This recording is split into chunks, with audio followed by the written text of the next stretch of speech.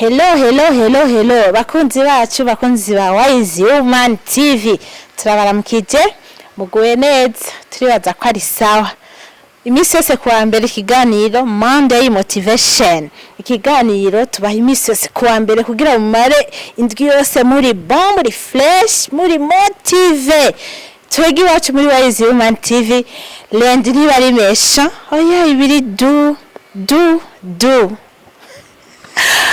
Okay, karibu.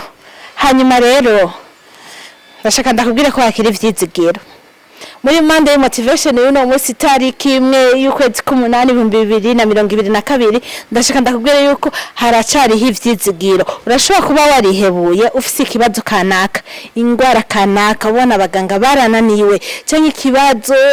umugore wawe yarakunaniye, umugabo wawe yarakunaniye, umwana wawe yakubereye nabo umwana wivyariwe nyene mu nda cyangwa undi mubanyi cyangwa ku kazi ibintu bitagenda ukavuga mana y'ijuru n'isi naragusenze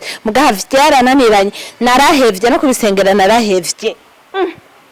ndashaka ndakubwire yuko haracari ivyizigiro nimba ugihema ugisohora impwemu z'abazima haracari ivyizigiro ikibazo cyawe kirashobora kuronkerwa inyishu turi kumwe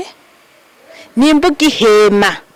ukumva uratambuka cyangwa kumva impwemu ziracyakurimo ikibazo cyawe kirashobora kuronkera inyishu umutwaro wawe urashobora guhera inyishu irashobora kuboneka hanyuma ukabaho umeze bon uri motive karibu imisi yose kuri Monday Motivation karibu mwese mu partage mugire j'aime mugire comment kuri YouTube ni Wise Woman TV kuri Facebook Wise Woman TV Monday Motivation mube motive ciao